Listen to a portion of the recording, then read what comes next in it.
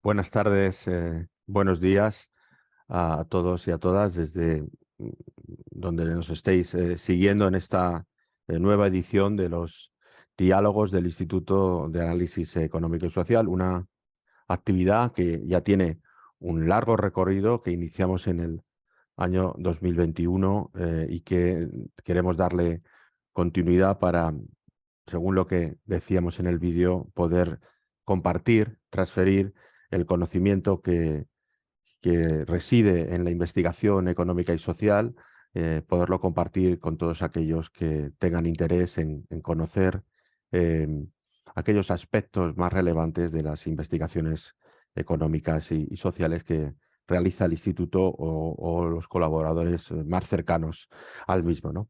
En el día de hoy vamos a hablar de un trabajo bien interesante, un trabajo que por cierto, antes de que se me olvide, ya está disponible en la página web del instituto para aquellos que lo quieran descargar y lo quieran trabajar.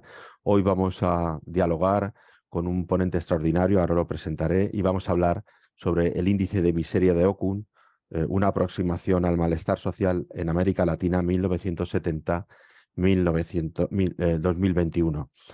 Y para ello contamos con un investigador de primer nivel que ha colaborado con el instituto en numerosas ocasiones, nos ha hecho la amabilidad de ofrecernos textos que luego hemos distribuido nosotros como documentos de trabajo del instituto. Hablo del profesor Fernando Medina Hernández, que es un profesor de origen mexicano, aunque afincado ahora mismo en Chile, licenciado en Ciencias Actuariales por la Universidad Nacional Autónoma de México, con maestrías en Estadística, en Matemáticas y Métodos Actuariales por el Centro Interamericano de Estudios y Seguridad Social, y que ha trabajado en numerosos puestos internacionales. Quizá destacar su trabajo como asesor regional de estadísticas sociales en la Comisión Económica para América Latina y el Caribe, en la CEPAL, y como asesor regional en diseño y evaluación de políticas públicas en el Instituto de Planificación Económica y Social, el ILPES, también perteneciente a la Red de Naciones Unidas. Ha hecho numerosos trabajos de asesoría para un buen número de gobiernos de América Latina en cuanto al diseño y a la evaluación de políticas públicas en materias tan relevantes como la pobreza, la distribución del ingreso, el mercado de trabajo, otros aspectos como la nutrición y la seguridad alimentaria. También ha elaborado patrones de beneficiarios y sistemas de información para el seguimiento, el monitoreo y la evaluación de impacto de programas sociales asociados a las metas de Naciones Unidas, tanto las primeras objetivos de desarrollo del milenio como las actuales objetivos de desarrollo sustentable. Ha desempeñado cargos también y asesor del gobierno de la República Dominicana, como también ha participado como experto para la Secretaría de Desarrollo Social de México en tareas vinculadas, como digo, con el diseño y evaluación de políticas públicas. Pero no solo es su vocación de servidor público y de funcionario, sino también tiene una intensa actividad docente y también investigadora y como consultor. Y yo creo que estas tres facetas unidas nos permite contar hoy con un ponente de excepción en estos diálogos para hablar y presentar un trabajo muy detallado y muy interesante sobre este índice de miseria de Okun, esta relación entre el bienestar de la gente y el desarrollo, el desempeño macroeconómico de los países de América Latina. No quiero comer mucho más tiempo, creo que para nosotros es un placer y un privilegio tener al profesor Fernando Medina con nosotros para que nos pueda ilustrar cómo, desde un punto de vista incluso metodológico, pero también práctico, cómo ha sido esa evolución de este índice de miseria y cuáles son las principales lecciones que se derivan de los resultados de sus análisis para el ámbito de las políticas públicas. Por tanto, no quiero nada más que volver a agradecer a Fernando Medina su buena disposición para estar aquí en el día de hoy y para ofrecernos a todos los participantes su conocimiento y luego acceder unos minutos al final a responder a algunas cuestiones que quieran ir formulando. Yo como presentador lo que haré es ir agrupándolas y para eso Zoom tiene la función de preguntas y respuestas que pueden utilizar todos los participantes conforme se vayan desarrollando este diálogo. Nada más, muchas gracias Fernando y tienes la palabra cuando quieras. Muchas gracias por su atención a todas y a todas. Y en primera instancia, yo lo que quiero es agradecerle al profesor Rubén Garrido su generosidad, no solamente para convocarme a estos diálogos, a estos seminarios, webinars de la IAIS que están haciendo tradición, sino también por permitirme participar con mis trabajos en la serie de documentos de investigación que el instituto que coordina está desarrollando. En esta oportunidad yo quiero compartir con ustedes algunas reflexiones acerca de lo que es el índice de miseria de Ockham y generar con ello y con la evidencia conjuntada para los países de América Latina en el periodo 70-2021 algunas aproximaciones al malestar social.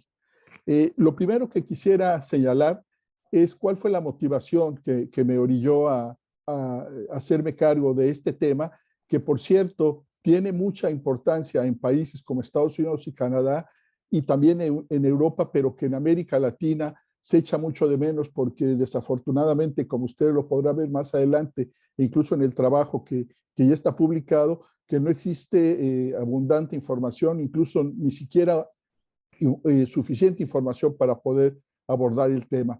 A propósito del conflicto bélico que se está desarrollando en el corazón de Europa entre la Federación de Rusia y Ucrania y de las repercusiones que tuvo en la cadena de suministros la irrupción de la pandemia de la COVID-19 en Estados Unidos y Canadá, y sobre todo en los países de Europa, ha resurgido el interés por saber qué es lo que está sucediendo en el entorno económico y social con el incremento de la inflación y también con el aumento de las tasas de desocupación. Este interés no solo está fundamentado en la importancia que la opinión pública le está asociando al tema, sino también en el interés que las autoridades de gobierno han puesto sobre este indicador, ya que se conoce plenamente en el ámbito económico que la inflación erosiona el patrimonio de las empresas y los ahorros de las personas, y la falta de oportunidades laborales no solo incide en la eficiencia, el desempeño de la economía, sino también influye en el ánimo de las personas e incluso, como lo pueden ver en el trabajo, hay numerosos estudios en el caso de Europa y Estados Unidos que demuestran que también influye en la salud mental y física de las personas. A partir de esto, también se atrajo la atención de los investigadores y ha resurgido un renovado interés por medir y darle seguimiento a este indicador de miseria que surgió en la década de los 70, como lo vamos a ver más adelante. Pero no solamente tener el indicador de manera sintética, sino también vincularlo con algunos otros indicadores económicos y sociales y en general con el desempeño de la economía. Todos estarán de acuerdo conmigo de que a partir de la erupción de la crisis del COVID-19 se generó un entorno económico mundial que se enrareció por diferentes circunstancias. En primer lugar, todos nuestros países se sufrieron las consecuencias de los cortes en la cadena de suministros que impulsaron que el aumento de los precios internacionales de los combustibles y de las materias primas, y que aún antes de la guerra ya se había manifestado eso en el aumento de los fletes y particularmente en los alimentos y la energía, que provocaron diferentes episodios inflacionarios en todo el mundo, y en América Latina no fue la excepción. Desde el 2020 estamos al frente, estamos asistiendo a una fase alcista en el nivel de precios, y la crisis inflacionista ha reavivado el interés de los medios de comunicación por el tema. Y bueno, para los que están en Europa sabrán las discusiones que se está llevando a cabo en el Banco Central Europeo acerca de la política monetaria que se debe implementar, y en particular los aumentos en las tasas de interés. Y para todos los que vivimos en América Latina, seguramente estarán al tanto de que los bancos centrales han implementado diferentes orientaciones de política pública, también precisamente para encarecer el costo del dinero en todos los mercados locales.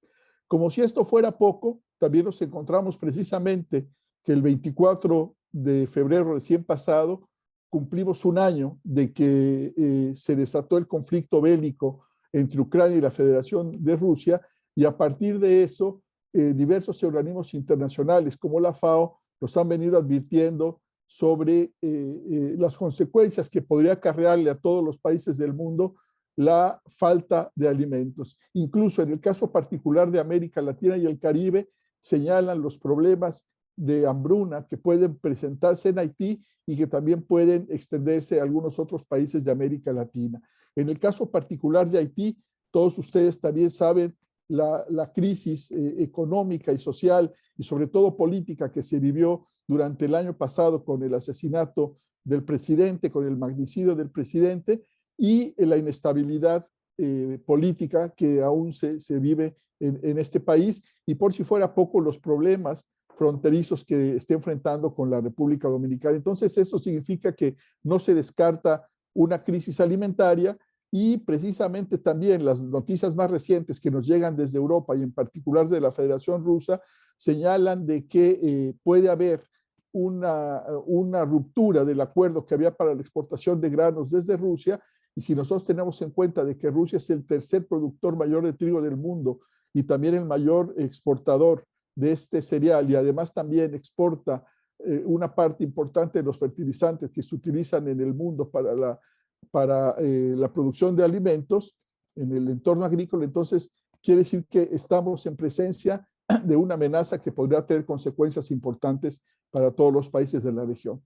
Simplemente para ilustrar este interés renovado que los medios de comunicación tienen sobre el índice de miseria, basta mencionar, por ejemplo, la importancia que Bloomberg le está dando a este indicador. En esta lámina, simplemente a modo de ilustración, ustedes podrán ver el top 10 de los países del mundo, ¿sí? Y también, por otro lado, los top 10 más miserables de la región, en donde se encuentran precisamente Argentina, Brasil y Uruguay, que están presentes debido a sus problemas inflacionarios, sin desconocer el caso de Venezuela, que a partir del bloqueo económico que ha sufrido este país, se encuentra inmerso en una espiral hiperinflacionaria que le ha llevado a tener un descontrol absoluto en el nivel de precios relativos. También encontrarán ustedes algunas otras publicaciones de organismos económicos especializados, en donde vean, se hace un análisis en el caso de Bélgica de cómo ha evolucionado el índice desde 1960, incluso se hace un pronóstico para el año 2024, y también se hace un pronóstico para los países de Europa extendido, incluyendo los países de la Unión Europea. Eso es simplemente para que ustedes vean el interés que ha concitado este indicador. También es muy importante señalar que uno de los institutos de investigación que se dedicaba de manera recurrente a analizar con detalle lo que sucedía en el mundo y principalmente en Canadá y en Estados Unidos con el índice de miseria es el Instituto Fraser, que es un instituto de investigación que por muchos años divulgó un boletín y que en su edición de enero de 2022 tituló precisamente el retorno del índice de miseria, porque se dan cuenta de que a pesar de la sencillez con la que se construye este indicador, entrega información valiosa que permite a los gobiernos, sobre todo a los diseñadores y seguidores, evaluadores de política pública, dar cuenta de cómo marcha la economía. Aquí está, por ejemplo, el ordenamiento que presentó el Instituto Fraser acerca del índice de miseria, en donde hace un ordenamiento de las 35 principales economías del mundo y pone el énfasis en que Canadá se ubica en la sexta posición, y también pone en el foco de análisis a un país como España, que nuestros huéspedes del IAES no me dejarán mentir, ha despertado una gran controversia en relación a la manera como el gobierno del presidente Pedro Sánchez está evaluando y desarrollando el análisis de la economía.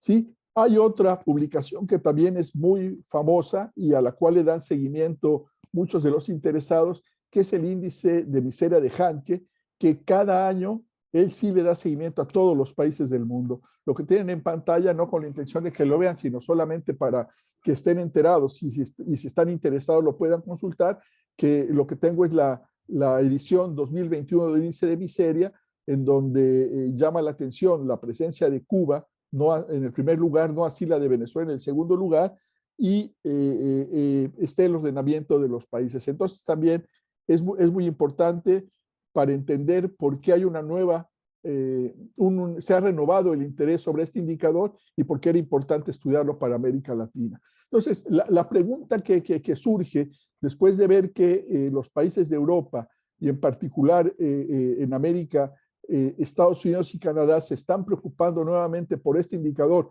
y se han preocupado a lo largo de los años, ¿por qué en América Latina no se le da seguimiento a este indicador de miseria? Lo primero que me encontré con la investigación que realicé es que se trata de un indicador poco conocido. Y también puedo afirmar que ningún organismo internacional o regional se ha ocupado de esto. ¿Y por qué? Dado que yo trabajé en la CEPAL, Naciones Unidas, y conozco de mucho los organismos regionales de primera mano, la pregunta es ¿por qué ningún organismo de Naciones Unidas se ha hecho cargo de este estudio? Si ustedes revisan, por ejemplo, en el caso del Banco Mundial, bueno, el Banco Mundial tiene sus mediciones de pobreza a partir del dólar PPP y ese es su tema. En el caso de la CEPAL, yo podría señalar que la medición de la pobreza monetaria a partir del método del índice de pobreza con una visión absoluta de la pobreza es también un flagship que lo ha acompañado a la CEPAL desde el decenio de los 80. Entonces, otros organismos como el Programa de las Naciones Unidas para el Desarrollo hacen seguimiento de lo que está sucediendo con el índice de desarrollo humano, tienen su principal indicador y por lo tanto no les ha interesado mucho el tema del índice de miseria, a pesar de que sus componentes, la inflación y el desempleo, son dos fenómenos que están altamente correlacionados con el hambre y que han tenido, como lo pueden ustedes ver en el documento y lo veremos a lo largo de la exposición, un desempeño heterogéneo a partir de 1970 hasta 2021. También haciendo la revisión de los antecedentes nos encontramos de que hay muy poca experiencia en América Latina. En el caso de Venezuela, algunos de los trabajos que vienen citados en la bibliografía de la investigación que realicé hacen un análisis para el caso de Venezuela y hay un esfuerzo local para 6 países que son Brasil, Chile, Colombia, México, Perú y Uruguay, que desarrolla desde hace un par de años el CAPLES de la Universidad de Chile, pero que tiene solamente una difusión local. No hay mucha discusión acerca del uso y de la utilidad, sobre todo, de este índice de miseria, y lo que nosotros vemos es que además del estudio de la incidencia de la pobreza, los países están más abocados al estudio de la desigualdad, no solamente en América Latina, sino en el resto del mundo. Entonces, hay poco espacio para el estudio de este tema, a pesar de que la información está disponible y es más fácil conseguir los indicadores que se requieren para calcular el índice de miseria que aquellos que se necesitan para calcular el índice de pobreza o el índice de Gini. ¿Cuáles son los antecedentes que nos sitúan en la creación, en la aparición del índice de miseria? Bueno, para muchos les podrá sorprender, pero Arthur Ockham fue el creador del índice de miseria y lo hizo precisamente en un momento como el actual, en donde Estados Unidos particularmente, pero también Canadá, estaban atravesando por épocas de alto desempleo y también alta inflación. Entonces, la idea de Arthur Ockham fue generar un indicador sintético que pudiera combinar bien estos dos indicadores, entendiendo que el desempleo, como lo señala el trabajo, puede generar no solamente una situación de desánimo a las personas, sino también influye en su estado físico y emocional. Y, por cierto, en la medida que el desempleo se alarga y aumenta el tiempo de desocupación, las personas también se atrofian y pierden sus capacidades, sobre todo si tenemos en cuenta que en esta época de la tecnología y de la digitalización, las habilidades que se requieren para desempeñar ciertos trabajos cambian muy rápidamente y las personas mayores con altos periodos de desempleo tienen muchos problemas para poder incursionar nuevamente en un empleo. Y bueno, las tasas de inflación, si por ejemplo, para dar un ejemplo de Estados Unidos, en este momento todo el mundo sabemos que el 68% del PIB de Estados Unidos depende del consumo, pero una encuesta que hicieron la semana pasada que se anunció, se señala que el 53% de las familias entrevistadas señalaron que no aguantarían un mes o aguantarían a lo más un mes con sus ahorros. Es decir, que si las tasas de inflación están subiendo y muchas de estas personas que son sobre todo trabajadores por cuenta propia o que tienen negocios propios no tienen capacidad para poder acceder a un préstamo del banco y pagarlo, simplemente se quedan sin ingresos, se erosionan sus ahorros y pueden caer en la necesidad de aumentar los pedidos de desempleo. Canadá, que son un par de países, por mencionar solo algunos, que cuentan con un seguro de desempleo. Pero esto no puede suceder en el caso de América Latina, porque son contados los países en América Latina que tienen un seguro de desempleo, entre ellos Chile. Entonces, este no es el común denominador en América Latina. El índice de miseria se obtiene simplemente sumando la tasa de inflación, el crecimiento de la variación interanual del índice de precios al consumidor, con el porcentaje de la tasa de desocupación abierta, que es el indicador tradicional que ahora, de acuerdo a la 19ª resolución de la OIT, se conoce como SU1 y que es la medida por excelencia, por antonomasia, que no solamente los organismos internacionales sugieren, sino también ha sido seleccionada por los gobiernos de todo el mundo para medir la subutilización de la mano de obra. Pero en mi opinión, y como se documenta en el trabajo y lo podemos ver más adelante, no es el indicador que en estos momentos resulta más adecuado para medir la subutilización de mano de obra. Entonces, la combinación de estos indicadores genera lo que es el índice de miseria, y entre mayor sea el índice, se entiende que es peor el nivel de malestar o el nivel de bienestar de la población. Es más alto el nivel de malestar o peor el nivel de bienestar de la población. En todo caso, se dice que es más miserable.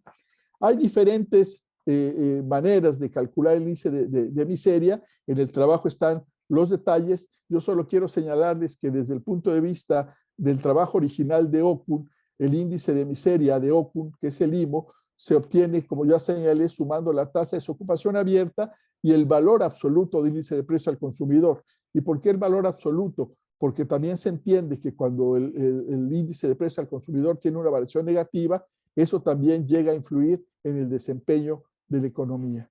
Esa fue la propuesta original de Arthur Okun en 1973.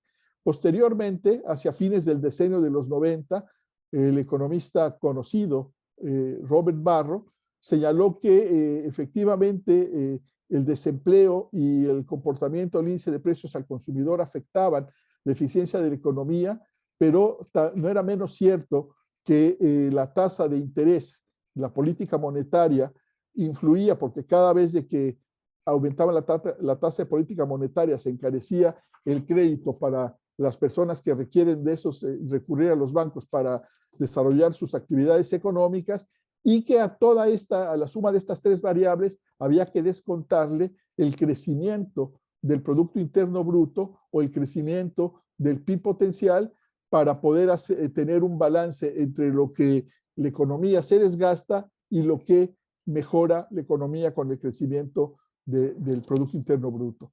En el trabajo de Barro, como también lo podrán ver ustedes en el documento de investigación que me hizo favor de publicar el IAE, se señala que Barro hizo la estimación tomando las diferencias de tiempo en la serie que utilizó para medir lo que se conoce como el índice de miseria de Barro. Posteriormente, hacia 2011, toda vez de que había sido ya utilizado de manera recurrente, tanto en Canadá como en Europa, y por el propio Hanke, que trabaja en la Universidad de Harvard, él sacó lo que se conoce como el índice de miseria de Hanke, que no es otra cosa más que el índice de miseria de Barro, pero en vez de utilizar la tasa de crecimiento del producto, él utiliza la tasa de crecimiento del PIB per cápita. Entonces, ahí están las tres expresiones tradicionales que se utilizan para el cálculo del índice de Hamke. En un trabajo más reciente que desarrolló Henderson en 2015, este autor señala, y a mí me parece que con justicia, que tanto Barro como Hamke entregaron contribuciones muy importantes para el estudio de la miseria, pero que sus propuestas no hacían justicia a lo que Irving Irvich había propuesto en relación con las expectativas de inflación de los mercados. Henderson señala que utilizar tanto la tasa de interés como el índice de inflación es contar dos veces la inflación. Y por lo tanto, Henderson lo que nos propone es calcular el índice de miseria, ¿sí? Utilizando solamente la tasa de desempleo, el valor absoluto del índice de precio al consumidor y restarle el Producto Interno Bruto a nivel per cápita. Entonces, si ustedes hacen una revisión de la literatura, principalmente van a encontrar esas acepciones para el estudio del índice de miseria. En el trabajo que se presenta a su consideración, ¿sí? Y un trabajo anterior que también me hizo favor de publicar el IAE, se proponen diversas modificaciones al índice de miseria de Okum por razones que a ustedes van a parecer sumamente lógicas y obvias. En primer lugar, en el caso de América Latina, de muchos países de América Latina, la subutilización de la mano de obra no está bien representada por la tasa de desocupación abierta. Si ustedes revisan los indicadores propuestos en la 19ª CIE de la Organización de las Naciones Unidas para el Trabajo, de la OIT, se van a encontrar que hay un conjunto nuevo de indicadores. Hay 4 indicadores que se están proponiendo para medir la subutilización de la fuerza de trabajo y aparece un concepto que antes no estaba presente en las mediciones de mercado laboral en nuestros países y que es el que se conoce con el nombre de la fuerza de trabajo potencial. Si ustedes revisan, por ejemplo, la encuesta del Buró de Censo de los Estados Unidos, se van a dar cuenta que la fuerza de trabajo potencial está presente desde hace mucho tiempo. Yo desde que fui funcionario del INEGI en el gobierno de México conocí este concepto porque hubo una normalización de las encuestas de Estados Unidos y Canadá con México a propósito de la firma del Tratado de Libre Comercio de América del Norte, en donde hubo necesidad de armonizar todas las estadísticas, tanto del BLS como de Estadísticas Canadá y el INEGI, y yo tuve la fortuna de poder participar no solamente en el tema del empleo, sino en todos otros muchos indicadores económicos y sociales. Entonces, la fuerza de trabajo potencial está compuesta por lo que se conoce como los desalentados, que son todas aquellas personas que quieren trabajar, pero que no buscaron empleo la semana pasada porque creen que el mercado no les ofrece las condiciones para poder insertarse. Es decir, se han desalentado porque no hay oportunidades de empleo. Y hay otro pequeño grupo de personas que componen la fuerza de trabajo potencial que se conoce con el nombre de desapegados y que son aquellas personas que a pesar de que quieren trabajar y que buscaron empleo no tienen la posibilidad de hacerlo. Estos son los estudiantes que están estudiando, no pueden trabajar y están esperando a que terminen los estudios para incorporarse al mercado de trabajo. Entonces, una primera ampliación del índice de Okum que se propone es sumarle a la tasa de desempleo abierto y al IPC la fuerza de trabajo potencial. Pero hay un fenómeno todavía más importante desde mi punto de vista y que está más extendido, sobre todo en gran parte de los países de Centroamérica, con excepción de Costa Rica, y de Sudamérica, con excepción de Chile, y Argentina y posiblemente Brasil, que es el fenómeno de la informalidad. La informalidad en estos momentos está liderando la recuperación del empleo y hay países en donde hasta el 70 y 80% de la fuerza laboral desempeña sus actividades en el sector informal. Entonces también se propone el índice de miseria de Okum extendido, en donde a la tasa de desocupación abierta se le suma el IPC y la tasa de informalidad. Podría haber otra variante que habría que sumarle además la fuerza de trabajo potencial. Eso supera el 100, es una cosa, son números bastante grandes. También yo lo tengo, para el que le interese se lo puedo compartir, pero entonces esa sería ya una medida adicional. Pero también hay, además de la informalidad, hay otro fenómeno que campea en los cielos de América Latina, en las economías de América Latina, y que ha llevado a que América Latina sea clasificada como una de las regiones más desiguales del mundo, comparado incluso con algunas de las peores expresiones de la desigualdad en el ingreso de países de África, y que es precisamente la extendida presencia de la informalidad, de la desigualdad. Entonces, tomando el índice de Barro, lo primero que se propone es ajustar el PIB por desigualdad. Cuando ustedes ajustan el PIB por desigualdad, se dan cuenta de que cae bastante la tasa de crecimiento del PIB y que incluso países como la República Dominicana, que han tenido una época de bonanza muy importante, o Chile, que durante la dictadura y después creció a tasas del 10%, simplemente con el nivel de desigualdad que tiene, todo ese crecimiento se morigeras, se desvanece de una manera muy importante. Y a partir de este ajuste por desigualdad del PIB, se construyen las otras variantes del índice de miseria de Barro, incluyendo además del ajuste por desigualdad, la fuerza de trabajo potencial y la tasa de informalidad. Ahí están el trabajo, están explicados las distintas variantes que se usan. Este índice, debido a su sencillez, pero no solamente por eso, no está exento de críticas y algunas muy fuertes, muy exacerbadas sobre su uso y su aplicación. Si ustedes están interesados en conocer el detalle de las críticas, a mí me parece que una de las críticas más feroces, más acertadas, algunas con razón y sin razón, son las que se presentan en el trabajo de Asher, de Fina y Tanaguala de 2013, que se menciona en el trabajo, y que afirma que cualquier medición que se haga de la miseria debe incluir medidas de justicia distributiva, como la que hicimos, la que incorporamos nosotros al ajustar el PIB por el índice de Gini. Pero no solamente eso, sino que también estos autores señalan que la suma simple de las tasas de inflación y desempleo sin ponderar no responde necesariamente a la relevancia de cada una de estas variables. Afirman, y tienen razón, que la contribución relativa de cada uno de estos indicadores debería ponderarse de manera diferenciada en el índice de miseria, y que hay un trabajo que está mencionado en el documento de investigación, solamente hay un trabajo de un autor en donde demuestra que precisamente cuando la tasa de desempleo se pondera con mayor fuerza que el índice para algunos países de Europa, cambia mucho el comportamiento y el nivel del índice de miseria. Entonces, este debate no está zanjado, este debate continúa abierto y por lo tanto continúa siendo materia de discusión.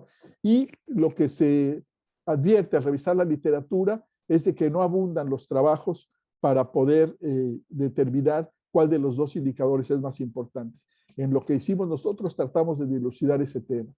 Entonces, dicho eso, esos antecedentes, ¿qué fue lo que nosotros trabajamos o lo que yo trabajé en este documento? Bueno, para empezar, información de 18 países, el periodo de 1970 a 2021. Y esto se dividió en 5 subperiodos. ¿Y por qué desde 1970 se hace el análisis de esto? Bueno, primero para tener una mirada de largo plazo y posteriormente para darse cuenta de que, más que darse cuenta, recordar que la economía de América Latina ha transitado por diferentes estadios en donde la presencia, por ejemplo, de la década perdida o la crisis de la deuda no dejó indiferente el comportamiento económico en los países y en particular en lo que se refiere a la inflación y al desempleo, y por lo tanto había que establecer desde mi punto de vista una diferencia desde el punto de vista temporal en el comportamiento que se observa en las diferentes economías.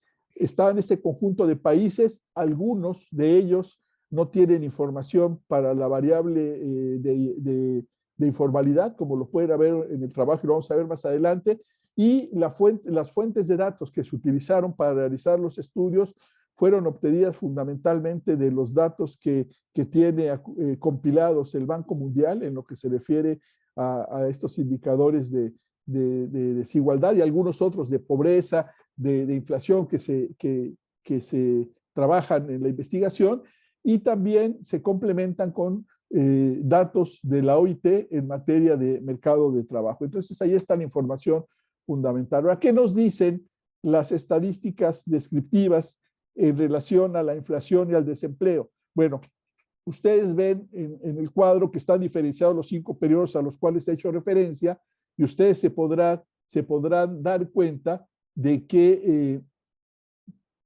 hay un claro predominio de la inflación sobre la desocupación, sobre todo entre 1970 y el año 2000. Para nadie va a ser un secreto que en ese periodo la región enfrentó la crisis de la deuda, se enfrentó la década perdida, y por ejemplo, lo que sí puede extrañar, o a lo mejor alguien no recuerda, es de que Chile sufrió un problema de inflación muy fuerte hacia el año de 1973, cuando la Unidad Popular gobernó el país, y hubo también problemas similares a los que está enfrentando Venezuela respecto a la escasez de alimentos y desequilibrio en los niveles generales de precios, y por lo tanto se tienen esos niveles de inflación, y también se observa este comportamiento en países como Bolivia y el caso de Nicaragua, en donde Nicaragua también en la época donde la revolución sandinista tomó el poder, también se enfrentaron problemas de hiperinflación muy, muy grande, y en particular el año de 1990. También Ecuador aparece como un país que en algún momento enfrentó problemas muy fuertes de inflación. Ustedes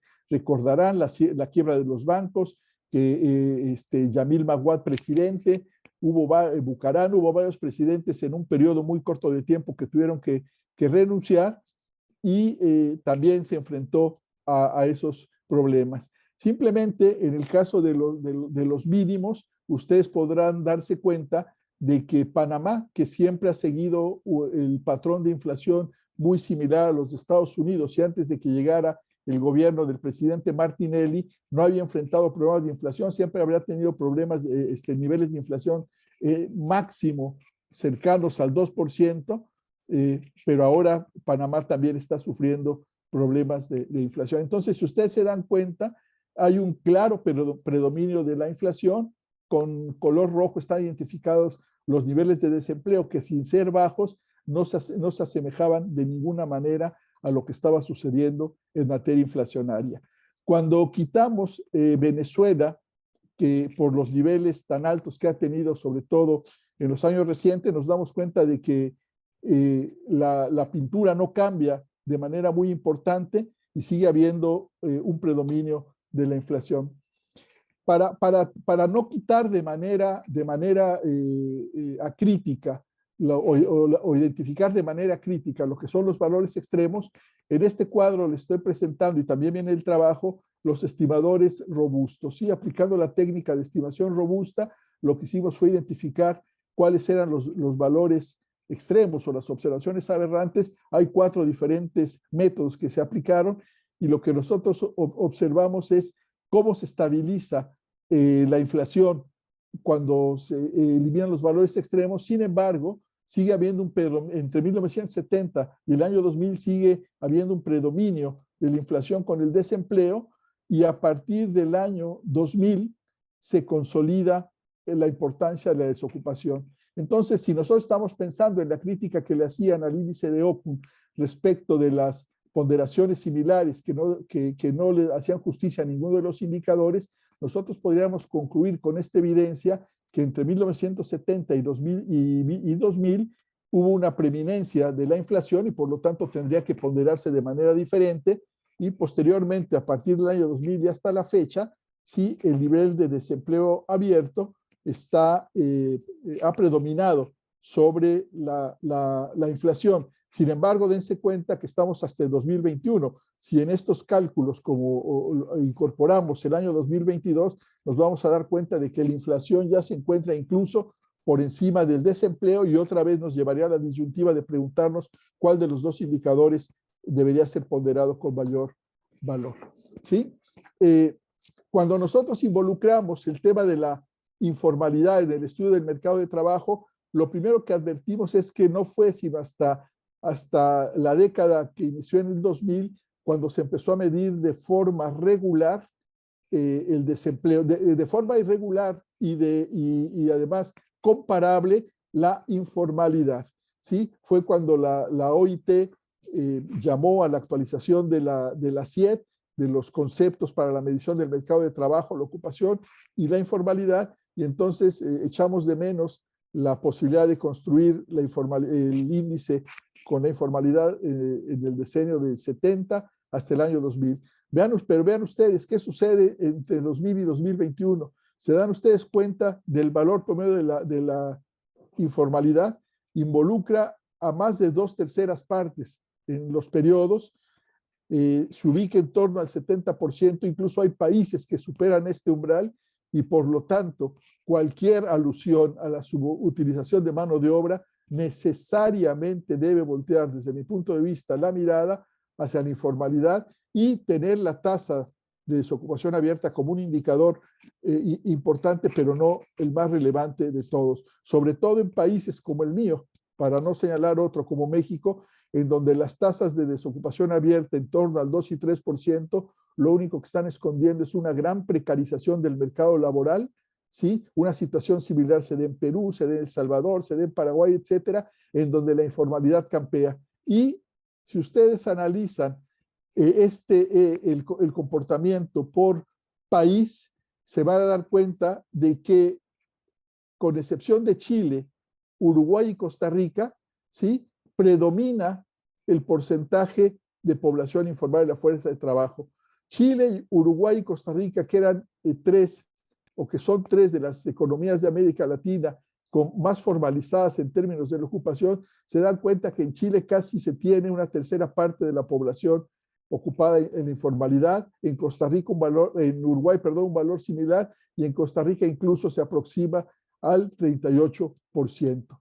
Hay países, en el resto de países, la informalidad involucra a más de 2/3 de la mano de obra ocupada, y hay economías como la de Bolivia, que se ubica en el umbral del 80%, o Ecuador en el 62%, y Guatemala, Perú, etcétera, se encuentran en una posición muy similar. México y la República Dominicana, que podrían formar un segundo estrato, presenta niveles de informalidad en torno al 59 y al 56%, respectivamente. Entonces, para mí, esto confirma que la tasa de desocupación abierta no le hace justicia al tema de la subutilización de la mano de obra.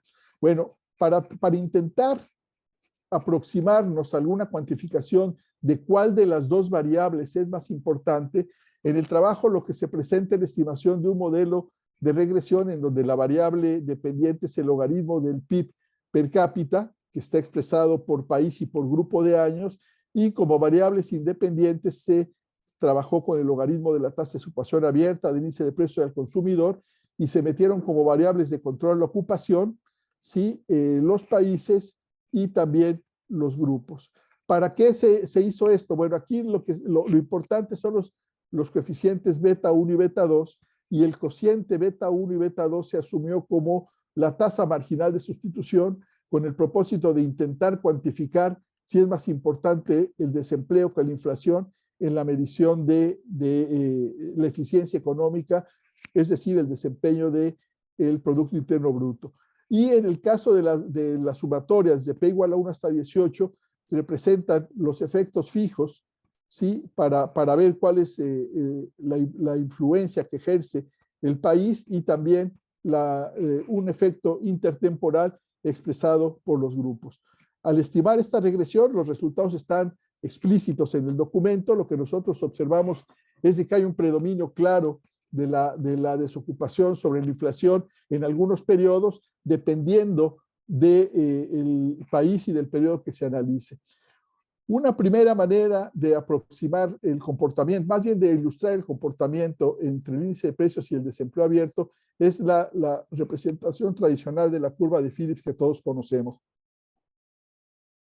Y ustedes se dan cuenta, es muy difícil en muchos de los periodos poder encontrar una validación de la forma de la curva de Phillips tal como lo encontró el autor para los Estados Unidos. Hay una gran heterogeneidad. Evidentemente aquí, en esta representación, no están excluidos los valores extremos, pero aún excluyendo los valores extremos, es muy difícil obtener una representación adecuada, por lo menos a nivel regional, de la curva de Phillips. Hay comportamientos particulares por país. Yo estoy trabajando ahora en los análisis de cada uno de los países, Y sobre todo hay que diferenciar por periodo, porque si ustedes se dan cuenta, a partir de la década de los 2000, muchos de los bancos centrales lo que hicieron fue fijar metas de inflación rígidas y entonces lograron, a partir de la política económica, lograr el cumplimiento de las metas de inflación en todos los periodos. Entonces, esto simplemente es para una ilustración. Los resultados de ese modelo que estimamos, lo que nos da es que efectivamente hay una relación estadísticamente significativa entre el logaritmo del PIB y de la tasa de ocupación abierta con el logaritmo del producto. Esto es en general, y también existen diferencias cuando estas se analizan por periodos. Aquí simplemente para representar la relación que se observa en el periodo 2000-2010, lo que nosotros observamos de que el logaritmo del IPC no resultó estadísticamente significativo, tampoco lo hizo en el caso de la tasa de desempleo abierto, y solamente el logaritmo de la tasa de ocupación fue estadísticamente significativo. El análisis para los periodos 90-99 y 2011-2021 acreditan precisamente el vínculo entre las variables dependientes y el logaritmo natural del PIB, y en ambos periodos las tres variables resultaron estadísticamente significativas a distintos niveles, con excepción del logaritmo en la tasa de ocupación, que no, en el periodo 90-99 no mostró ninguna preponderancia. Aquí lo importante es que, si ustedes se dan cuenta, el valor del coeficiente asociado a la tasa de desocupación abierta supera con holgura el valor del mismo coeficiente, pero para el índice de precios al consumidor. Si nosotros calculamos ese cociente, lo que vamos a observar que se obtienen valores entre 4,81 y de 4,27, lo que nos estaría llevando a concluir que hay que darle una mayor preponderancia en esos periodos a la tasa de desocupación abierta que al índice del precio al consumidor, si uno quisiera ponderar de manera diferenciada cada uno de los indicadores. Otra discusión también es cómo asignar los ponderadores, ¿sí? No es un tema sencillo, es decir, le pongo 60-40, 70-30, eso es arbitrario, y así es como algunos de los trabajos que existen han intentado identificar cuál es la influencia de los ponderadores en el cálculo índice de miseria, pero debería buscarse una manera un poquito más robusta desde el punto de vista estadístico para poder asignar las ponderaciones. Eso puede ser con componentes principales. Hay trabajos que se están desarrollando y yo también estoy tratando de ver qué es lo que sucede. Bueno, entonces ya con esos elementos, lo que nosotros estamos presentando en este cuadro es precisamente ya los valores asumidos por el índice de miseria de Okun para los diferentes periodos.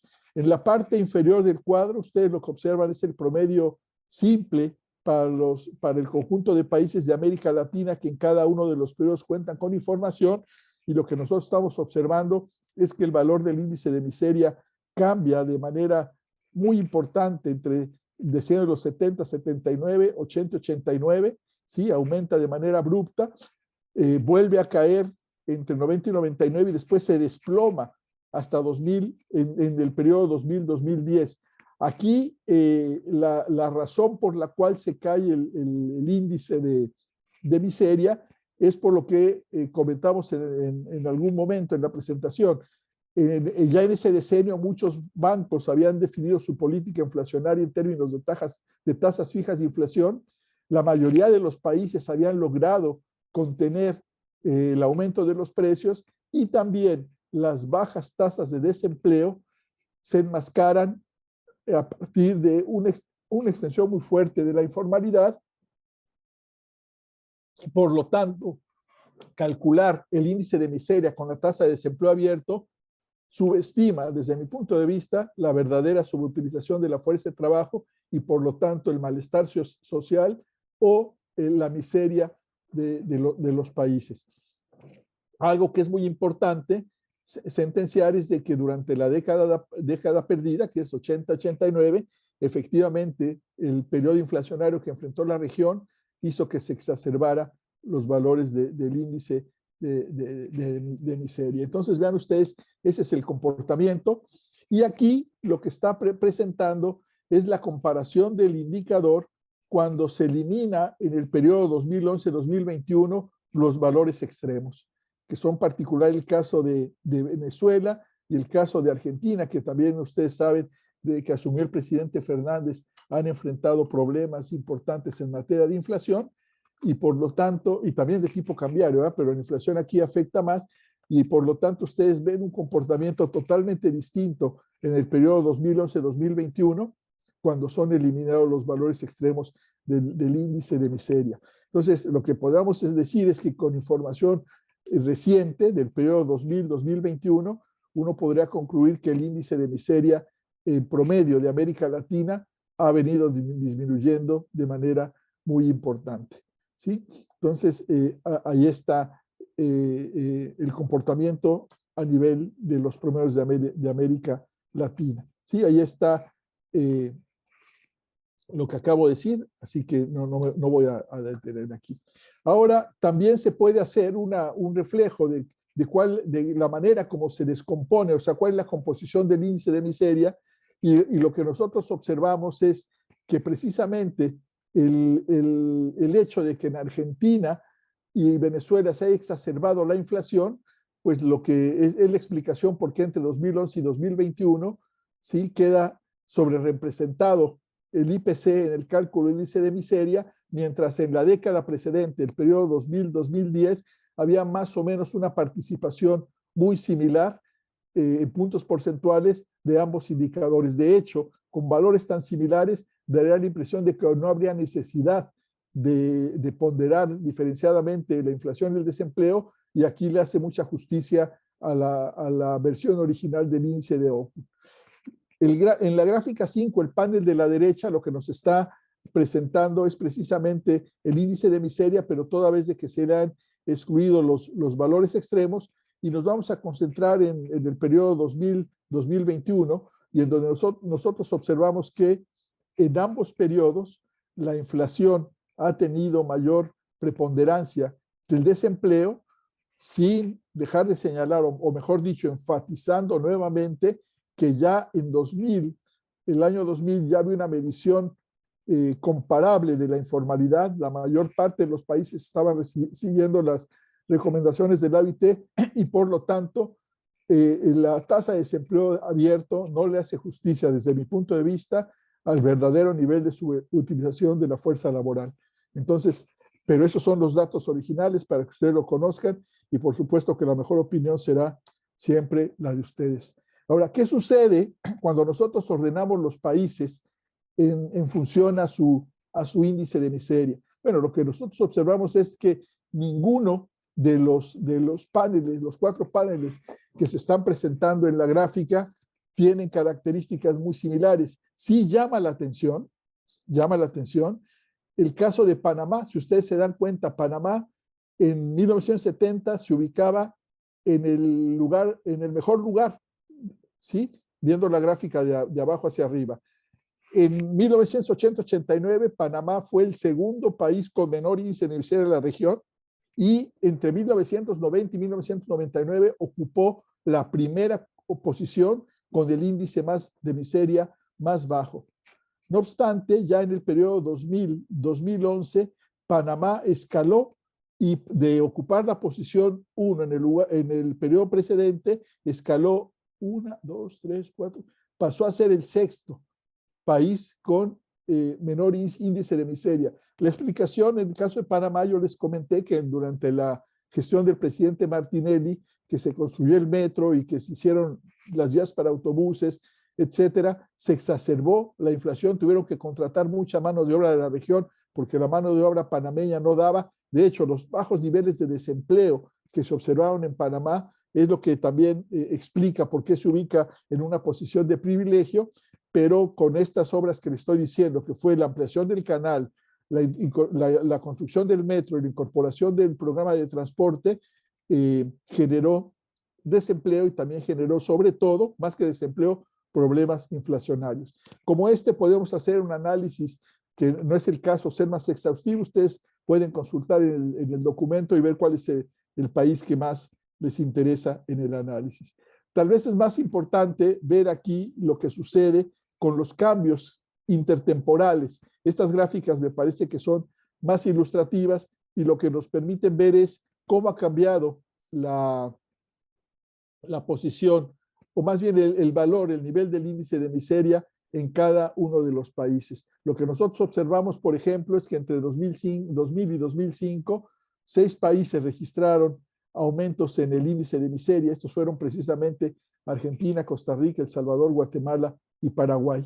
Hay otros países que están muy cerca de la diagonal principal, que no modificaron su posición, que uno de ellos es Brasil. Hay otros más que también tuvieron este comportamiento, en tanto que el valor que se ve aislado, que podría ser lo que en estadística se conoce como un valor extremo o un outlier, es Ecuador, que después de haber tenido un periodo inflacionario fuerte, cayó y vean ustedes, aparece en el extremo inferior izquierdo de la lámina. Y así puede haber, está el análisis para todos los países, está en el documento, está detallado, pero aquí la intención es que con esta representación gráfica se puede ver la manera en que evolucionaron los países.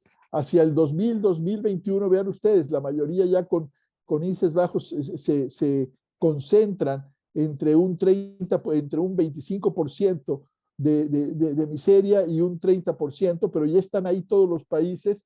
Una situación similar se presenta entre 2015 y 2020, con excepción de Argentina, que aparece como un outlier que se repite precisamente entre 20 y 21, explicado por el nivel de inflación que tiene. En este caso, quiero señalar que no está incorporado a propósito Venezuela por el problema de inflación que se tiene. ¿Sí? A ver, la siguiente, no se puede. A ver, algo sucedió. Ahí está. ¿Sí? Después, aquí lo que nosotros podemos comparar es qué sucede con los valores del índice de miseria cuando se incorpora la informalidad. Vean ustedes, nos vamos a suscribir al periodo 2021. Lo que nosotros observamos es de que cuando se incorporen los cálculos, la tasa de informalidad, el índice de miseria crece de manera muy importante. ¿Sí? Y por supuesto que la informalidad explica la mayor proporción del crecimiento del índice de miseria. De aquí que para las decisiones de política pública, si algún gobierno decide incorporar en sus análisis para complementar la evolución de la pobreza, la desigualdad, etcétera, el índice de miseria, tendrá necesariamente que darse cuenta o examinar o tomar decisiones respecto a la importancia de involucrar la tasa de informalidad, incluso, ya lo dijimos, en países como Uruguay, Costa Rica y Chile, que son los que tienen niveles de informalidad más bajos. ¿Sí? Entonces, el sector informal ejerce una enorme influencia sobre el malestar económico y esto no hay que perderlo de vista, porque el sector informal tiene una alta correlación con la pobreza y la desigualdad, y si efectivamente se quisiera diseñar una política pública orientada a disminuir la inequidad estructural que existe en el continente, necesariamente tiene que revisar el mercado de trabajo y dejar de asignarle tanta preeminencia a la tasa de ocupación abierta y pensar de que las políticas económicas solamente deben favorecer a cualquier precio el crecimiento del PIB. Acuérdense que la calidad del crecimiento importa y los sectores donde crece el PIB también importan. Entonces eso es fundamental para el diseño de políticas. Y precisamente en esta gráfica, aquí yo les quiero presentar la relación que se manifiesta entre el ingreso de las familias y el porcentaje de trabajadores informales en los países. Hay una clara asociación negativa en la medida de que aumenta el ingreso, baja la informalidad, por lo que desde mi punto de vista la solución de los problemas de pobreza y de desigualdad en la región no están en el terreno social. No hay que hacer programas de apoyo focalizados a las familias. No, no, no. Los problemas se discuten y se resuelven porque ahí se generan en el mercado de trabajo. La enorme brecha salarial que existe entre los trabajadores de cuello blanco o los blue collar y los trabajadores menos capacitados es enorme, y es ahí precisamente donde se está jugando todo el tema de la pobreza y la desigualdad. Entonces, esta relación negativa, yo creo que más allá del índice de Ockham, que es por supuesto importante incorporarlo, es necesario voltear a ver este tipo de relaciones para involucrarlas en los debates. Una cosa similar también sucede cuando se examina el vínculo que existe entre la incidencia y la pobreza y la formalidad. Utilizando las tasas de pobreza del Banco Mundial, que están expresadas en dólares PPP, $2 PPP, o 1,99, y $7 PPP, o 6,85, lo que nosotros observamos es una relación fuertemente positiva entre el porcentaje de la incidencia de la pobreza y el incremento en el porcentaje de trabajadores informales. Es evidente que el hecho de que los trabajadores informales no tengan contrato, no tengan acceso a prestaciones sociales, pero sobre todo la gran mayoría de ellos no tengan una remuneración que en muchas ocasiones, en muchos países, ni siquiera se asemeja a los mínimos legales, está contribuyendo a que la pobreza sea endémica y que la desigualdad estructural que campea en los países de América Latina sea una cadena que no se pueda romper, sea un vínculo férreo que no se pueda destrozar con el paso de los años, ¿sí?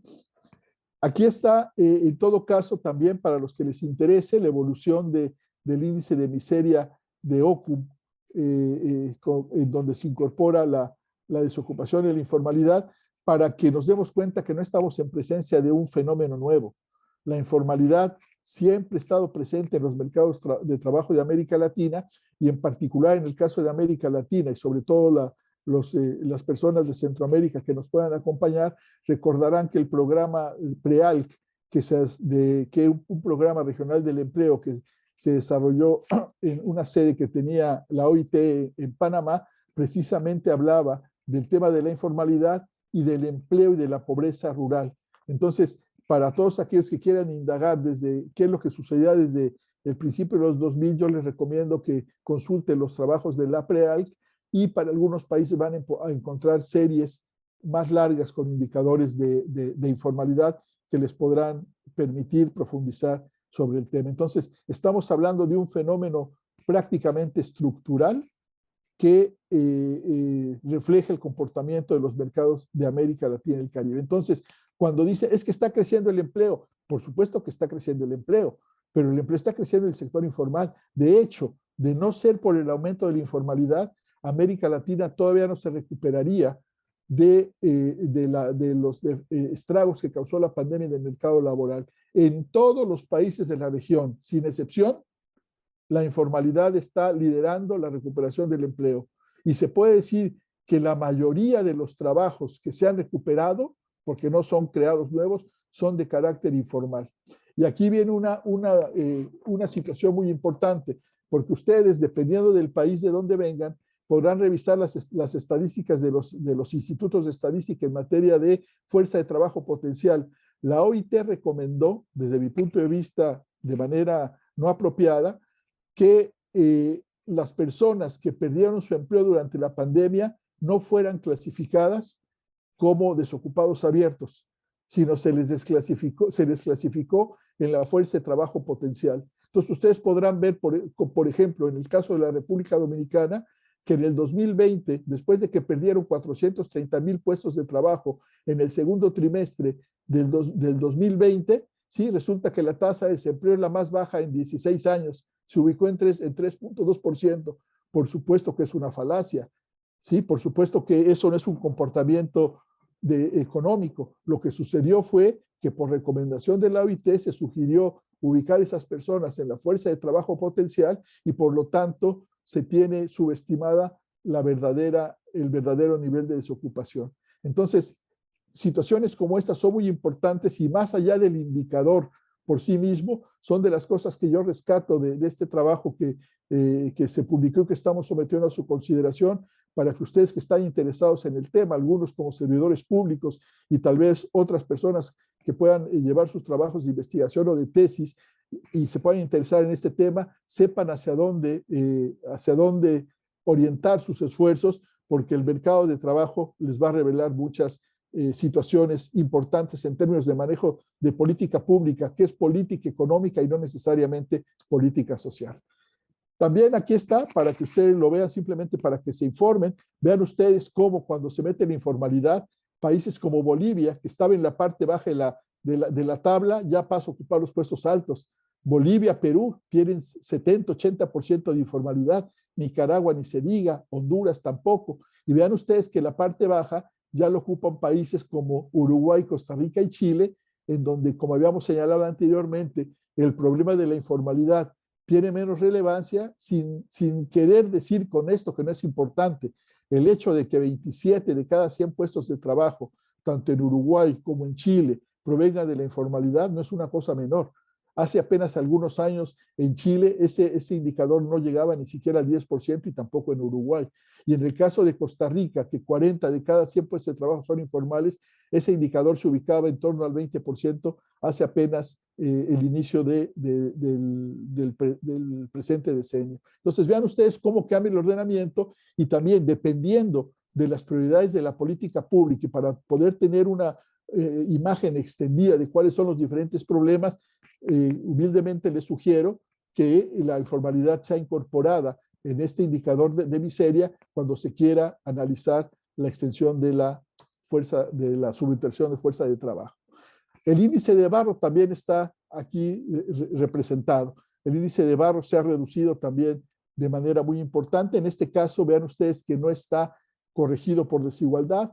A la derecha tienen el ordenamiento de los países, también cambian de ordenamiento. Hay que entrar a analizar cada uno de los países para entender por qué el comportamiento regional se dio como se dio, porque aquí no solamente está el mercado de trabajo, sino también está el PIB, y aquí es donde es muy importante entender la eficiencia o ineficiencia que le introducen al desempeño de la economía, tanto la alta desocupación como los altos niveles de inflación. Entonces, en el documento está más explicado aquí, el análisis, simplemente aquí para que ustedes lo consideren. Y también aquí está la manera en la que evoluciona el índice de barro. Vean ustedes que en este caso hay más dispersión que en el caso del índice de Oku.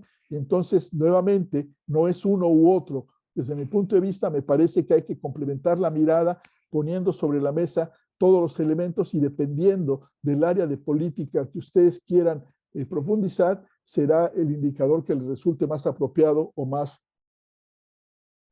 útil para el diseño o la evaluación de política que quieran hacer. Bueno, antes de ver el índice de barro ajustado por desigualdad, veamos nosotros qué es lo que está sucediendo con el coeficiente de desigualdad de Gini. Vean ustedes cómo este coeficiente ha venido cayendo de manera muy marcada. Aquí, sin querer ser aguafiestas, lo quiero decir con conocimiento de causa, durante muchos años trabajando como funcionario de la CEPAL, como asesor de la CEPAL y en particular apoyando a los países de la región en el diseño y análisis de las encuestas y en el análisis y generación de indicadores de pobreza y desigualdad, les puedo decir con conocimiento de causa de que desafortunadamente la caída del Gini no necesariamente se explica por mejoras en el ingreso, sino muchas de las caídas en los países están explicadas por deficiencias o por falta de calidad en los datos que se están capturando. ¿Qué es lo que sucede? No les va a sorprender que en países como México, como Guatemala, como Honduras, como El Salvador, por señalar solo algunos, en donde la delincuencia y la violencia ha adquirido ribetes demasiado exacerbados, pues el que llegue alguien a tocarle la puerta para dar información, simple y sencillamente, no a nadie le hace gracia, y mucho menos a los estratos de ingresos altos, y que se protegieron con rejas, se protegieron con guardias de seguridad, y por tanto, para llegar a hacer una entrevista a esos lugares hay grandes dificultades. ¿Qué es lo que sucede? Que se han incrementado las tasas de no respuesta. ¿Y en dónde se concentran las tasas de no respuesta en las encuestas? En los lugares de mayores ingresos. ¿En dónde están más subestimados los ingresos? En las familias que pertenecen a la parte alta de la distribución del ingreso. Entonces, estas cuentas alegres que sacamos de que los ingresos han mejorado y por lo tanto ha bajado la desigualdad, no necesariamente es así. Tampoco se puede afirmar que no ha habido mejoras. Yo lo que les sugiero, les recomiendo a las personas que estén interesadas en este tema, y en profundizar en el análisis, lo hagan país por país y evalúen la calidad de las encuestas. Lo único que quiero señalarles, para que ustedes vean cómo ha venido debilitándose la calidad y la robustez de los datos sobre ingreso, vean ustedes que entre 2020 y 2021, en varios países de la región nos encontramos con que bajó el índice de Gini, ¿sí? Sin embargo, ustedes se podrán dar cuenta que no se pudo salir a la calle, muchas encuestas o se pararon o la mayoría se hicieron por teléfono y por lo tanto por teléfono es más fácil que se subestime el ingreso que cuando se hace personalmente. ¿Sí? Entonces le hablaron a las familias de estratos altos, tampoco quisieron contestar el teléfono, se cayó muy fuerte el porcentaje de ingresos retenido por los deciles en la parte de la distribución del ingreso y por lo tanto ha bajado el índice de Gini. Ustedes tienen que recordar que el índice de Gini afecta más a los hogares que están en la parte baja, en la parte media de la distribución del ingreso y no en la parte baja. Entonces es imposible que haya mejorado de una manera tan notoria el porcentaje de ingreso captado por los deciles bajos, ¿sí? Si esto no está asociado a una deficiente captación del ingreso en los hogares altos. Eso no voy a profundizar, pero si alguien quiere preguntarlo, con muchísimo gusto lo contestaremos.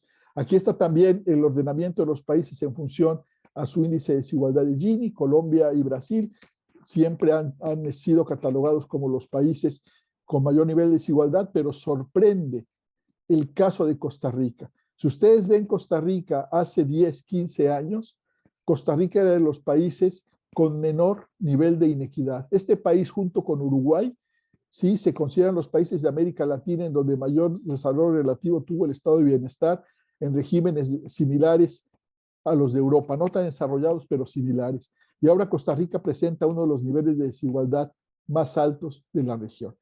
Precisamente está asociado a una serie de liberación de la economía, etcétera. No voy a profundizar, pero llama la atención. Y Chile, Brasil y Colombia siempre han sido los países que han estado liderando los sitiales de mayor desigualdad.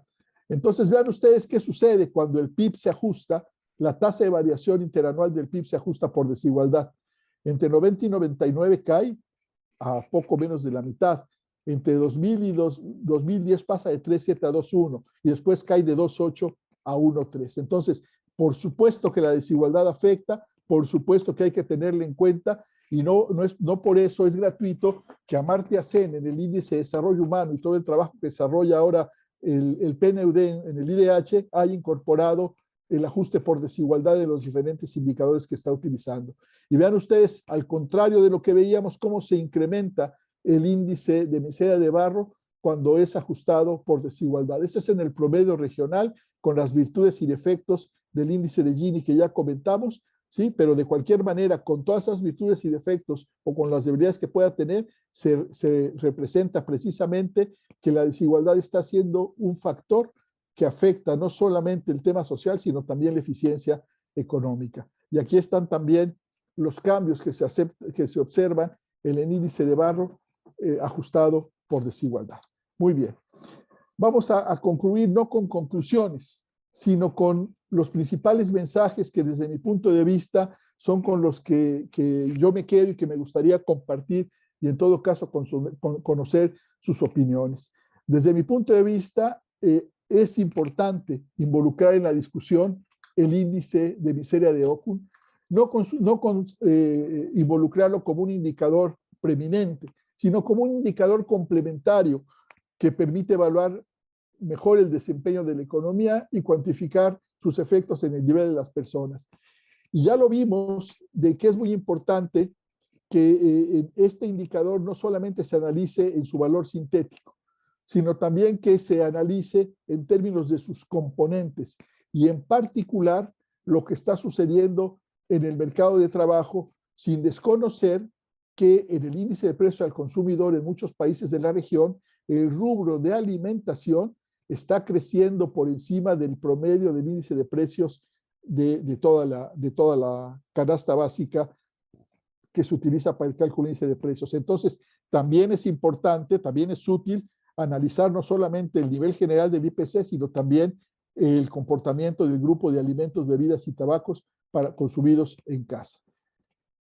En el caso del mercado de trabajo, yo estoy convencido de que hay que involucrar la fuerza de trabajo potencial y trabajar, en el mejor de los casos, con una tasa de desempleo ampliada, no solo para el índice de OCU, sino también para analizar el comportamiento del mercado laboral. Todo el mundo, en estos momentos, muchos países festinan que está cayendo el desempleo, pues ya les dije por qué está cayendo el desempleo. Está cayendo el desempleo porque está aumentando la fuerza de trabajo potencial y sobre todo el grupo de desalentados que ya después de haber caminado meses y meses en la calle, tienen que quedarse en su casa porque no tienen ninguna esperanza de conseguir un empleo. De ahí que sea muy importante no solamente estudiar la tasa de desempleo, sino la duración del desempleo y ver el porcentaje de personas que llevan más de 6 meses y hasta un año buscando empleo desde que fueron despedidos de la pandemia. Por supuesto que también me parece relevante sugerir el estudio de la tasa de informalidad. Ya vimos que es un fenómeno que desafortunadamente llegó para quedarse en la mayoría de los países de la región, y en aquellos que antes no tenían una presencia muy marcada se ha venido exacerbando.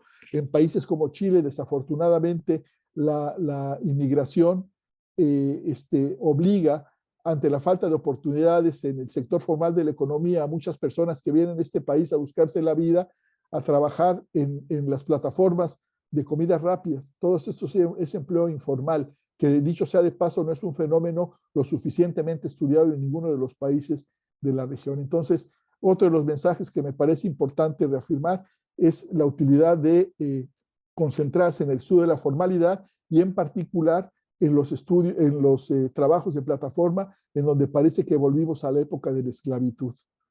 Otro aspecto muy importante es que la desigualdad estructural que caracteriza a la mayoría de los países de la región sigue presente, no se ha ido, ha menguado en algunos países, pero aquí la sugerencia, el mensaje es analizar con cautela la calidad de los datos que estamos utilizando para medir la desigualdad. En todos los países del mundo, sin excepción, ¿sí?, las encuestas de ingresos y gastos o las encuestas de niveles de vida subestiman la verdadera distribución del ingreso.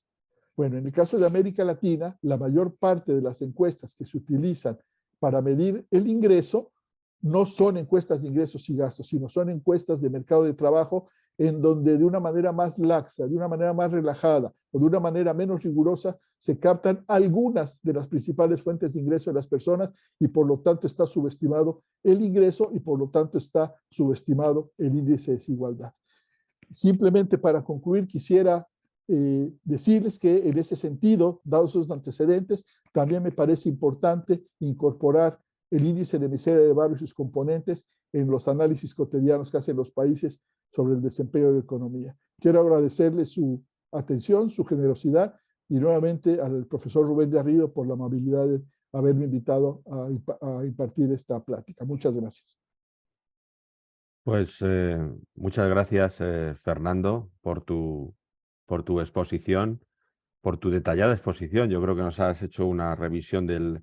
He ido compartiendo por el chat varias veces el enlace donde está el documento publicado para aquellos que tengan interés en profundizar en sus análisis o en algún caso concreto. Es verdad que la gente ha estado como muy expectante, los participantes son prácticamente los mismos que cuando empezamos el seminario. Estamos muy fuera digamos, de hora, pero sí que yo quisiera trasladarte algún tipo de reflexión que nos ha hecho, que nos han hecho algunos participantes en relación con lo que has ido desgranando a lo largo de tu exposición, ¿no? Te iba a preguntar si tú conoces algún tipo de relación entre realmente digamos, índice de miseria en cualquiera de sus formulaciones, la originaria o las posteriores que has planteado, y algún tipo de indicador sobre algún tipo de indicador de bienestar de la población o de alineamiento de la población con la calidad de las políticas del gobierno. De alguna manera que nos permita tener una idea más clara. No si el índice de miseria es el verdadero indicador, sino si realmente persigue otro de bienestar o de satisfacción con la calidad de las políticas del gobierno, que a veces se manifiesta en algún tipo de valor cualitativo, ¿no? Si quieres, o de opinión, ¿no? O de valoración por parte de la población. Y luego, realmente, claro, la discusión que has tenido sobre la inflación, claro, la inflación es un indicador que por construcción no está topado. Obviamente, una tasa de desempleo está topada, no puede ir más allá de valor 100, por decirlo de alguna manera, y eso hace que en épocas de hiperinflación, pues obviamente el efecto arrastre de alguna manera que tiene el indicador de la inflación sea muy grande, ¿no? Y eso me lleva a la reflexión si no sería descabellado, y ahí me permite, si meto la pata, me lo disculpas, hacer algún tipo de ejercicio de estandarización, de tal manera que la variabilidad de los dos indicadores pudiera estar en los mismos rangos y ver hasta qué punto en esa época de inflaciones altas, ¿no? Donde, digamos, prima más la inflación a la hora de explicar la evolución de ese índice, se vería un poco compensada con estos cálculos, porque yo creo que lo que más impacta, yo creo que por lo que tú nos has dicho a lo largo de tu exposición, ¿no? Una de las cuestiones que más impacta es el empleo, sin duda, la calidad del empleo, y de ahí has introducido la variable de la informalidad, ¿no? Y luego, evidentemente, la desigualdad, como muy bien has cerrado al final, ¿no? Y muchas veces la inflación ha sido casi un instrumento de la política económica para generar ilusión monetaria, y por tanto no impacta directamente en el bienestar de la gente, o por lo menos de manera inmediata. Es verdad que cuando los precios ya tienen un cierto descontrol se pierde, ¿no? O un cierto nivel, la inflación tiene un cierto nivel, se puede, digamos, perder esa ilusión y ver que efectivamente las pérdidas son bien significativas, como has dicho tú al principio. Pero tengo la sensación de que en la formulación del bienestar de las personas, las variables de actividad, de empleo, de tipo de ocupación, de calidad en el empleo, como has dicho tú al final, pesan de manera inmediata, y quizá la inflación solo se ve cuando tiene registros históricamente altos, aunque lo de históricamente altos depende mucho de dónde, digamos, de la histéresis de la variable, o de lo que estemos acostumbrados los ciudadanos a ver como altos, ¿no? Entiendo que un 7 o un 8%, cosa que preocupa mucho ahora al Banco Central Europeo y a los europeos en general, no tiene ningún parangón cuando uno lo traslada, obviamente, a la realidad latinoamericana. Claro. Un 8% sería una variable, un dato de éxito prácticamente de la política, ¿no? Pero en cambio afecta al bienestar y a la preocupación de los ciudadanos claramente, digamos, su comparación histórica, ¿no? O un poco con ese nivel al cual nos estamos acostumbrando. Entonces, no sé cómo ves estas reflexiones. Alguno de los intervinientes decía que hacen las políticas o qué políticas públicas hay en el ámbito latinoamericano para generar empleos, y yo te añadiría empleos de mayor calidad, ¿no? Porque al final la informalidad permitida en el fondo es una válvula de escape que tienen las sociedades, ¿no? Para poder seguir saliendo adelante, ¿no? Y que eso tiene costes en forma de desigualdad, como has dicho, y en fin. ¿Cómo ves tú esto a la hora de poder incluso proponer medidas más cercanas a esa percepción de la mejora o el bienestar, y que a veces atendemos a cierto desacople, ¿no? Entre lo macro y lo micro, por un lado, y entre lo que siente la gente y el desempeño macroeconómico en general que persiguen los gobiernos, ¿no? Quizá tenga que ver mucho con esas variables que tú has hablado, de que no capturan suficientemente algunas cuestiones bien relevantes para los ciudadanos, ¿no? No sé cuál es tu opinión al Sí. respecto, ¿no? Muchas gracias, muy interesantes todas las reflexiones y los comentarios y las preguntas. Yo empezaría por la primera pregunta que formulaste, Rubén. Efectivamente, en el ámbito de las políticas públicas se ha preocupado, sobre todo en el caso de Europa, de estudiar el vínculo que existe entre el índice de miseria y el nivel de bienestar de las familias. Tú sabes mejor que yo, en toda Europa hay encuestas que se hacen sobre pobreza subjetiva y también sobre felicidad. En el trabajo, en la bibliografía del trabajo, hay numerosas citas en donde se señala que precisamente aquellos países que tienen un menor índice de miseria, como podría ser Finlandia, como podría ser Noruega, sobre todo los nórdicos, que además tienen un estado de bienestar más desarrollado, también presentan los indicadores de miseria más bajos. Eso sí, hay una correlación entre esas dos variables. Entonces, en el caso de Europa, está claramente demostrado que aquellos países en donde se han ocupado por entregar un mayor bienestar a sus ciudadanos también es compatible con la felicidad y con un menor malestar social, o dicho de otra manera, de una menor miseria. ¿Sí? Respecto al tema de la inflación y este problema de que efectivamente no tenga techo y que pueda crecer lo que sea y llevar el índice hasta 796, como cuando le metemos el caso de Venezuela, a mí me hizo reflexionar, y yo estoy trabajando precisamente en una estandarización del índice de inflación al estilo del IDH, de que toma la observación mínima y máxima, lo divide entre el valor observado para que varíen al 100 los dos, y entonces poder tener de alguna manera un mismo umbral en términos de techo para los demás. Yo voy a trabajar, estoy trabajando con eso y estoy a la espera de que vengan los resultados de 2022 para poder hacer una actualización para América Latina. Y si en vuestra universidad tienen la posibilidad de publicar este trabajo, para mí sería un honor. Entonces, ese tema también yo lo tengo reflexionado y me parece muy atinada y pertinente la observación que haces. En este momento, cualquier problema hiperinflacionario ya deja descontada a la inflación como el problema más agudo. Entonces, de ahí que hay que trabajarlo de la manera que tú dices. Y respecto al tercer punto, que hicieron comentarios relacionados con las políticas públicas, desafortunadamente muchas de las indicaciones o de las propuestas de los organismos internacionales, sobre todo, están orientadas a impulsar el crecimiento del PIB a cualquier precio. Entonces, cuando uno se observa en el caso particular de América Latina, se da cuenta el caso del último estudio del Fondo Monetario Internacional, en donde señala, para poner un ejemplo que conozco muy bien, que la economía dominicana va a crecer 5.4% este año y que va a superar a todas las economías de la región. Bueno, pero la República Dominicana precisamente tiene un 70% de informalidad. Entonces, lo que en todo caso tendría que recomendar tanto el Fondo como el Banco Mundial o cualquier organismo internacional, para no ponerle nombre, es ver en qué sectores de la economía que son intensivos en mano de obra se puede apoyar la generación de empleos formales. Voy a dar otro ejemplo.